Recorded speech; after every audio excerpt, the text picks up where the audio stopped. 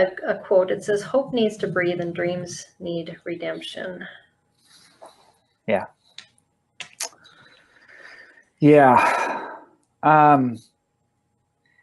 You know, for me, the pursuit of hope and the pursuit of joy, which is really what the book is about and what my journey was about. Looking for those, it wasn't a straight path. That's what I realized. It wasn't just point A to point B. It meandered, you know, and then, you know, when you have it, it needs tending. Like, it's not just, oh, good. Now I have hope again. Whoo, now it's all good. In fact, that was one of the things that my blogging journey really showed me, because I'm like, oh, I just did yet another post about hope and how I didn't have hope. And like, well, I did one 2 years ago about that. Wait a minute. Did I learn anything? What just happened? But it's just, there's levels to, there's layers to this. And it needs to be tended like a fire. You need to continue to feed it and you nourish your own soul and all, you know, just all of those things. And so that's when I say hope needs to breathe. We have to give ourselves space. We have to give room and then continue to feed that. And I think one of the things that happens so often is that when our expectations are shattered initially, then we think that the things that we dreamed for, the things we really hoped for, we would never see. And in some cases that's true. Sometimes the specifics, we have to put those aside. And we have to get a new playbook. But there's sometimes I think the things that we really are hoping and dreaming for, we release too soon. And so for me, you know, one of the stories I tell in my book is how when Jack was born, part of the expectations that I had and the hopes that I had was enjoying sports with him. It's just a little silly thing. But you know, my family, we grew up watching football all the time and just loved sharing that together. And I was looking forward to sharing that.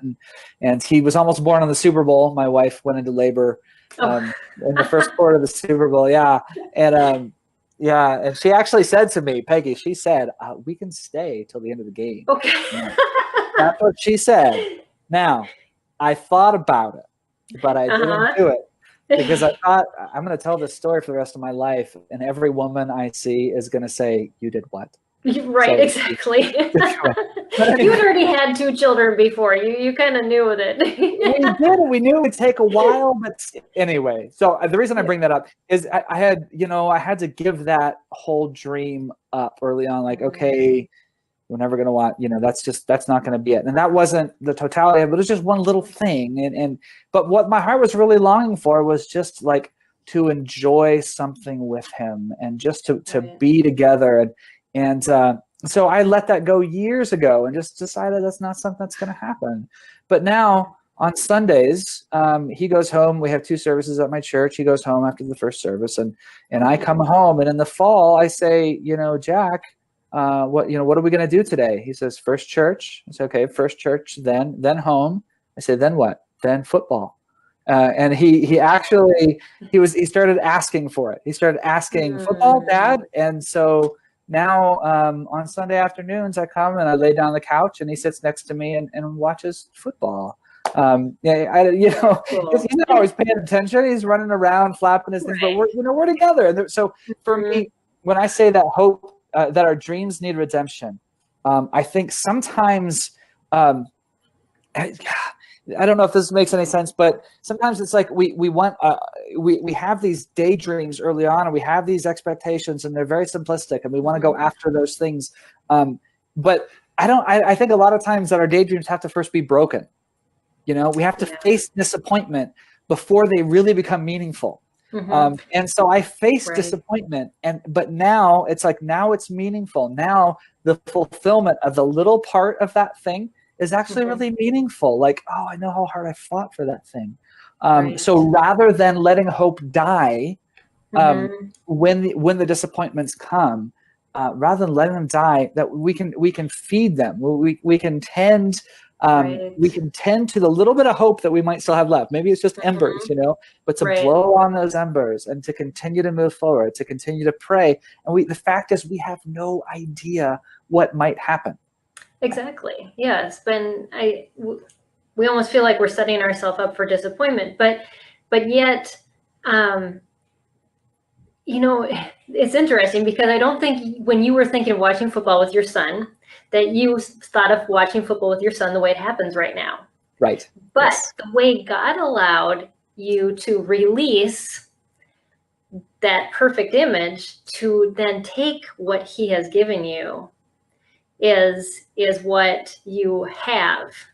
And so, but then you can embrace it when you don't let it all go, but then when you do let enough go. Right. And so it's that balance of, God has given me a dream, but can I take out of my head the way that dream is supposed to come about and look like? Right. I think we get the two confused. Right. Because God wants us to dream. He puts dreams. I've talked to one of my friends about this a lot when we were on the phone, because she's like, Peggy, God put this dream in my heart. And I'm like, yeah, but it may not look like what you think it's going to look like. Absolutely. But yet, because that dream's there and he is continuing to stir your heart, even when you say, I'm willing to give it up if this isn't your will, then it is something he has for you. Right. And I think like so many other things, it's holding something open-handed, Yeah. This is, and it's hard, it was hard for me because I thought I had to kill all the daydreams, just get rid of it all. Like, it's never going to happen. So now you might only be maybe you'll be a little bit happy someday. And I think that was a mistake. It's one thing to let them go, but it's another thing to just be determined that you're going to be miserable, or that you're never going to have some of these blessings that God might actually give. So hope, this is one thing I say really strongly in the book. Hope is not ours to kill. It's not. Yeah, that's so true. And being someone that's hopeless isn't fun to be around as well. That is very true.